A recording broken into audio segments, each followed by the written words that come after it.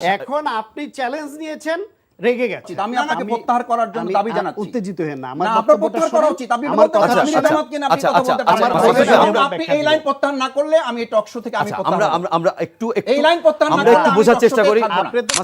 7 September 2024 এই তারিখে সমকাল পত্রিকার একটা নিউজের হেডলাইন হচ্ছে বিএনপির সঙ্গে জামায়াতের টানাপোড়েন বাড়ছে। রিপোর্টে করেছে দুইজনে যৌথভাবে, রাজীব আহমদ ও কামরুল হাসান। এইখানের আপনি কোট আনকোট আপনাকে একটু কথা পড়ে শোনাই, তাহলে বুঝবেন যে আমি ভুল বলেছি কোন জায়গাটায়। বলছে 5 আগস্ট ছাত্র জনতার অভ্যুত্থানে শেখ হাসিনার পতনের পর বিএনপি ও জামায়াত ইসলামীর পথ আবার আলাদা হয়ে যায়। মতবিরোধ প্রথম প্রকাশ্যে আসে জামায়াতের আমির ডাক্তার শফিকুর রহমানের দীর্ঘদিনের মিত্র দলটির। এরপর ক্ষুব্ধ প্রতিক্রিয়া দেখা দেয় বিএনপিতে।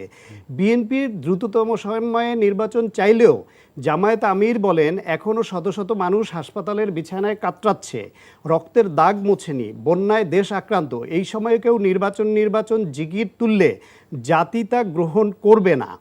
এই বক্তব্যে তিনি অভিযোগ করেন বিএনপি ক্ষমতার 80% ইতিমধ্যে দখল করে ফেলেছে, ভিক্ষুকের থালা থেকে হাটবাজার কিছুই বাকি রাখেনি। এইবার বলেন কোট আনকোট যেটা পড়লাম, আপনি ওই দুই সাংবাদিক এই পত্রিকাকে কাঠগড়ায় দাঁড় করান এবং ওই সময়ের অনেক পত্রিকার হেডলাইন আমি বের করব। আমি নিজে যেহেতু কলামিস্ট, আমি লিখি, আমার সংগ্রহগুলো থাকে, পয়েন্ট বাই পয়েন্ট আমি অন্তত 10টা সংবাদ মাধ্যমের হেডলাইন বের করে দিব যে জামায়াত ইসলামের আমির এই কথা বলেছেন। তিনি ওই সময় আরও দু একটা কথা অগ্রহণযোগ্য বলে তাকে ব্যাখ্যা দিতে হয়েছে। একটা হচ্ছে আওয়ামী লীগকে ক্ষমা করে দেওয়ার যে কথা বলেছিলেন তেজগাঁয়ে, সেই কথাটা নিয়ে পরে আবার ব্যাখ্যা দিতে হয়েছে। আমি এটা মিন করিনি, আমি ক্ষমার দৃষ্টান্ত রাখতে চেয়েছি, কিন্তু ফ্যাসিবাদ খুনিকে না, এই ব্যাখ্যা দিতে হয়েছে। তিনি বসুন্ধরা মিডিয়ায় গিয়েছিলেন ছুটে, সেটা একেবারেই প্রিম্যাচিউর একটা অবস্থা ছিল। মানে সেখানে আক্রান্ত হলে সেটাতে তাদের উপরে ফ্যাসিবাদের পক্ষে অবস্থান নেবার কারণে তাদের উপর রাক্ষোভ আছে। বিএনপিও এই বদনামে জড়িয়েছে বসুন্ধরা গ্রুপের সঙ্গে জড়িয়ে, কিন্তু জামায়াতের আমির নিজেও সেখানে গিয়েছেন। ফলে তাদের কিছু মানুষ তো ভুল তো হতেই পারে, বা ভুল বক্তব্য দিতে পারেন, বা কোনো কিছু না বুঝে আকবরিও কেউ বলে ফেলতে পারেন। কিন্তু আপনার নেতা বা বিএনপির নেতা বা যে কেউ হোক, তারা তো মানুষের ঊর্ধ্বে নয়, মানুষ তো। সুতরাং দখল করে ফেলেছে। জামাতের আমি কাকে বলেছি হাটবাজার কিছুই বাকি রাখেনি। এইটার পত্রিকার রিপোর্টার আমিরে জামাতের কথা লিখেছে, এই যে বলছে যে এটা একটা পত্রিকার কথা লিখেছে, এটা কি আমিরে জামাত বলেছে? এই যে বলছে আমি ডাক্তার শফিকুর রহমানের বক্তব্য, তার বক্তব্য ঘিরে এই যে বলেন বিএনপি দ্রুততম সময়ে নির্বাচন চাইলে জামায়াত আমির বলেন। এই রিপোর্টের যে জামাত ইসলামী প্রতিবাদ দিয়েছে সেটা কি আপনি জানেন? আপনি প্রতিবাদটা দেখান পারলে। এই যে বলছে যে জামায়াতের আমির বলেন, সেটা কি জানেন? আচ্ছা আপনি বলেন এরকমটা বিষয়কে ঢালাওভাবে বলেন বলে কমা দিয়ে যে কথাটা বক্তব্যটা তুলে ধরেছে সেটা জামায়াতের আমির বক্তব্য না। আমি এইটাই জানতে চাচ্ছিলাম শান্ত ভাই, একটু দর্শকের স্পষ্ট করার জন্য জানতে চাচ্ছি, সেটা কি জামায়াতের আমিরের বক্তব্য হিসেবে উপস্থাপন হয়নি?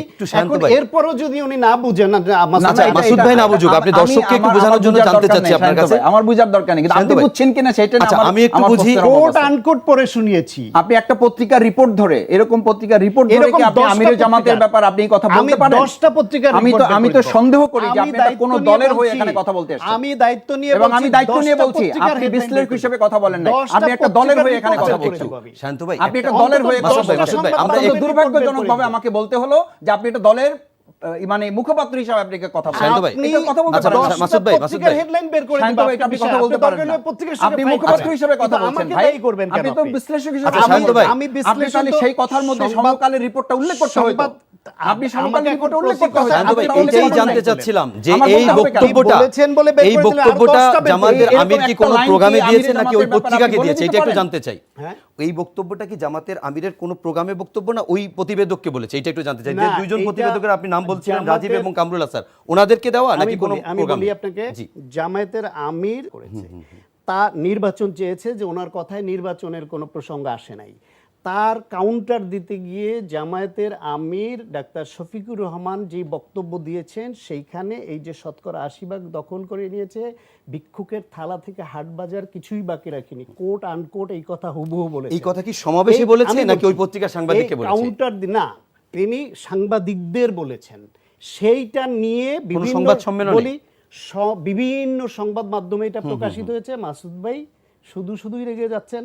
10টা 20টা সংবাদ মাধ্যম থেকে বের করে দেখাবো ভাই, এই আপনি যদি বলেন, আপনি আপনার সাথে বলেন মুসলিম ভাই, আমি বলি সময় আপনারা করেন না যে অনেক আমি পত্রিকা একটু মাসুদ ভাইকে একটু শুনে আসি, আবার শান্ত ভাই আপনাকে। যদি শান্ত ভাই বিএনপির প্রতিনিধি হিসেবে এখানে আমার সাথে কথা বলেন, তাহলে আমি বিএনপির প্রতিনিধি হিসেবে ওনার সাথে আমি কথা বলবো, বলেন কোন আর যদি উনি মনে করেন হ্যাঁ তাহলে তো উনি বিএনপির প্রতিনিধি, বিএনপি আমাকে আমি প্রতিনিধি আপনাকে হিসেবে বলি, মেনে নেয় না কিনা সেটা বিএনপি আপনি যদি বিএনপির প্রতিনিধি হিসেবে কথা বলেন তাহলে আপনার সাথে বিএনপি হিসেবে আমি কথা বলবো। আমি কিন্তু বিএনপি হিসেবে কথা বলার জন্য আপনার সাথে বসি নাই। প্রথম কথা আপনার সাথে বসছি, আমি শুনেছি যে আপনি মাসুদ রাজনৈতিক ভাই, আমরা একটু আগাই। কিন্তু প্রথম কথা হলো আপনার বক্তব্যটা একজন বিএনপির প্রতিনিধির বক্তব্যকেও এখানে ছাড়িয়ে গেছে।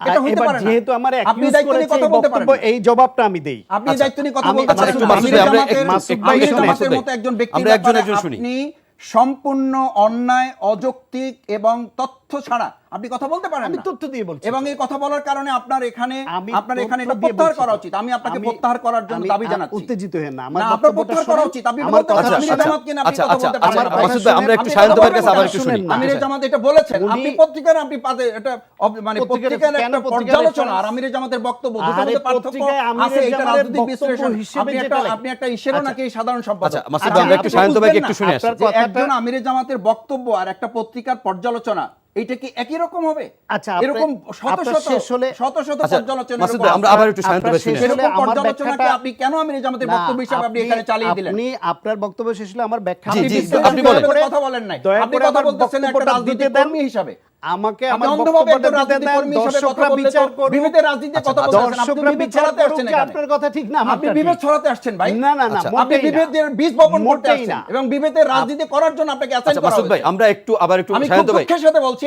যে আপনাকে বিভেদের রাজনীতি করার জন্য আপনাকে অ্যাসাইন করা হয়েছে এবং সেই অ্যাসাইনমেন্ট বাস্তবায়নে আপনি এই সেন্টেন্সটা ব্যবহার করেছেন, সম্পূর্ণ ইন্টেনশনাল আপনি ব্যবহার করেছেন। আর না হলে আমি এই কথাটুকু বলার আচ্ছা, পর শেষ- আমি হ্যাঁ, শেষ যেখানে হয়ে রাজনীতি শেষ করতে চেয়েছি সেখানে আপনার এটা প্রত্যাহার করা উচিত না, ছিল। ঠিক আছে, যে আমি শেষ আমার হলে এই বক্তব্যটা প্রত্যাহার করছি। আপনার শেষ হলে আচ্ছা, আমাকে মাসুদ বলে ভাই, দেন, এবং আমরা আপনি ব্যাখ্যা এই দিব। লাইন প্রত্যাহার না করলে আমি এই টক শো থেকে আমি আচ্ছা, প্রত্যাহার করব। আমরা একটু এই লাইন প্রত্যাহার না আমরা করলে একটু আমি বোঝার টক চেষ্টা শোতে করি। থাকবো না। আপনি তো মাসুদ ভাই, চাপিয়ে আমি দিচ্ছেন। পরিষ্কার বলি ভাই, এরকম আপনি তো নাম করা হবে চাপিয়ে সুশীল। দিচ্ছেন। আমি পড়ি মুহসিন ভাই, নাম করা হবে সুশীল, তিনি বক্তব্য দেবেন রাজনীতির ঊর্ধ্বে এবং রাজনীতির চেয়ে এগ্রেসিভ মেন্টালিটিতে। এরকম সুশীলের সাথে আমি টক শো করতে আসি নাই। আচ্ছা, মাসুদ ভাই, আমি আমরা একটু হয় শুনি, বক্তব্য শান্ত ভাই। প্রত্যাহার করতে হবে, না হলে আমি টক শো থেকে নিজেকে প্রত্যাহার আচ্ছা, করে আমরা নেব। একটু শান্ত ভাইয়ের কাছে একটু শুনে আসি। আপনাকে তো মাসুদ ভাই, আমার ভাই, আমাকে বক্তব্যটা শুধু শোনার আমার ধৈর্য আমার তো নেই। অধিকার আছে। আমরা তো। এটা নিয়েই দেখি উনি কি অধিকার বলেন। আমার তো অধিকার আছে। অবশ্যই আমার আছে। কথা বলার অধিকার আছে, আমার না শোনার আপনার- অধিকার আছে। দুজনেরই আছে আমি আপনাদের। ওনার কথা শুনবো না। আচ্ছা, আমরা তাহলে ওনাকে ঠিক বলতে আছে। হবে আমি বিএনপির হয়ে এসেছি। আচ্ছা, আমরা আমাকে আমার ওনার একটা ব্যাখ্যাটা বলতে নিই। হবে, মাসুদ হয় ভাই, বলতে হবে আপনি আমার উনি উপর বিএনপির হয়ে চাপিয়ে এসেছেন দিবেন না তো। ওনাকে হয় বলতে হবে আপনাকে আমার বিএনপির হয়ে আসবে, বক্তব্যটা আর আমার- না হলে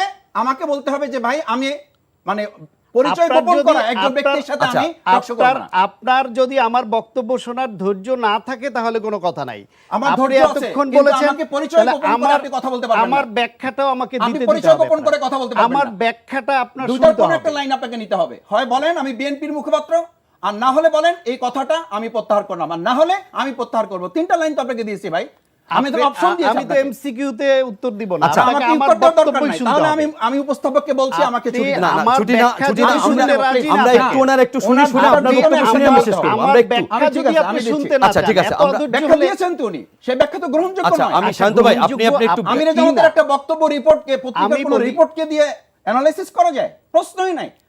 বিএনপির কোন একজন সিনিয়র লিডারের বক্তব্য কি কোন একটা রিপোর্ট দিয়ে পর্যালোচনা করা যায়? ওনার মতো একজন বিজ্ঞ মানুষ 10টা এটা না রিপোর্ট বুঝতে দিয়ে- এটা 10টা দুর্ভাগ্যজনক। রিপোর্ট দিয়ে এবং করা- ওনাদের মতো লোকেরাই তাহলে জাতির বিভেদের জন্য যথেষ্ট হওয়া উচিত।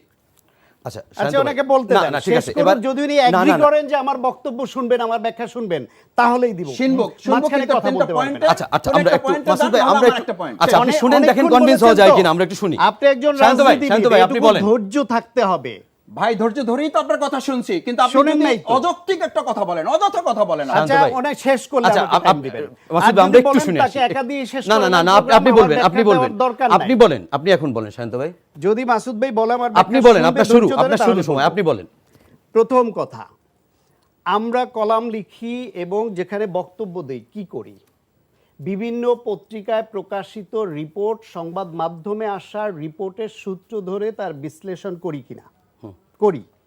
সেইখানে যদি অনেকগুলা সংবাদ মাধ্যমে প্রথম সারির জাতীয় দৈনিকে বা টেলিভিশনে বিএনপি হোক, জামায়াত ইসলাম হোক, অন্য দলের হোক, যে কারণ নামে তার নাম মেনশন করে যে বিএনপি মহাসচিব বলেন দিয়ে কমা দিয়ে যে কথাটা লিখলো, সেই কথাটাকে ওই নেতার বক্তব্য হিসেবে, তার মত হিসেবে ধরে নেই কিনা, তাহলে সেই রেফারেন্স উল্লেখ করে সবসময় আমরা বক্তব্য দেওয়ার সময় প্রতি লাইনে লাইনে তো আর বলি না যে ইত্তেফাক এটা বলেছে, সমকাল এটা, প্রথম আলো এটা, এনটিভি এটা, সেটা তো বলি না।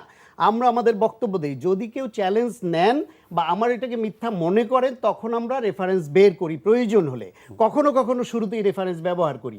সেই ক্ষেত্রে মাসুদ ভাই যখন বলেছেন, আমি সঙ্গে সঙ্গে একটা পত্রিকার ডেট উল্লেখ করে, হেডলাইন উল্লেখ করে, কোট আনকোট আমি পড়ে শোনালাম। এটা কোন আনকোট কোনো রিপোর্ট না, হ্যাঁ আমি এটা পড়ে কোন শুনিয়েছি। আনকোট এটা কি report? উক্তি বা সাউন্ড বাইট নাকি কোনো সমাবেশে বা কোনো সংবাদ সম্মেলনে? এটা বলে নাই উনি। এরপরে এটা আমি একটা বলি, পর্যালোচনা। এরপরে আমি বলি, এটা তো এখানেই শেষ না। যদি প্রয়োজন মনে করেন, এই